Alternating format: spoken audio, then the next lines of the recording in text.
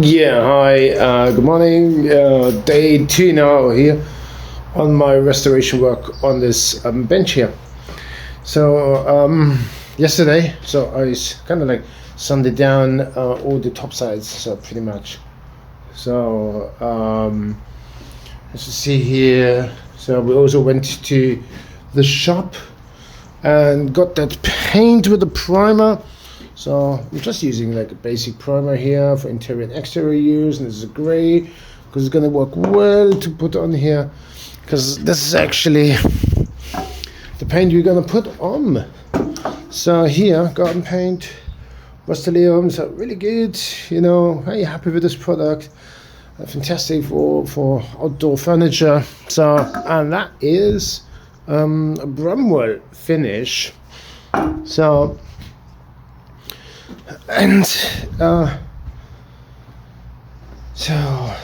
what is then? So yeah, and what is to do then today is kind of like I'm gonna sand the bottom parts down. So everything underneath is gonna get like sanded and smoothened down, and then see which kind of like repairs needs to be done, if anything is done. But it looks all pretty good. So, but yeah, so hopefully this is then done by today. I give myself a bit of time with sanding because it gets quite on your hands and arms with the rotation of the sander. So I spent yesterday about like 3 hours on this, so 1.5 hours in the morning, 1.5 hours in the afternoon, and I kind of like do the same thing today, and then this is done. And tomorrow I got another bench which I'm gonna attack then and get this done as well. So they're all ready for springtime, nice and lovely and well restored, and as well good prepared and protected for this kind of weather when it's a bit colder and wetter, which is harsher for the wood. Okay, so as you know, I'm using my Festool tools. I got my Hoover here, my sander is here, so I really like that stuff because it's dust free pretty much. It's like precision tools. These are was under the tools, in my opinion, for this kind of work and carpentry.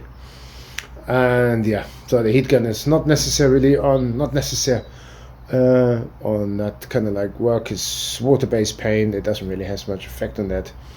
So and you see here just on there a bit like paint heated up and then scraping it, but it doesn't really go anywhere, so it's just not very good. So I prefer to sand this down so we get a really lovely thin smooth surface. Done this now, prepared with an 80, and then the end I'm going to go again over with 120 to make it really nice and smooth once it's done. And these cracks here, for example, there's some cracks here, needs to be repaired. Yeah, so these are going to go in, repair that, and on the other hand, armrest is the same thing. So what this is then, no, you can see it better. See these cracks here, this I want to repair.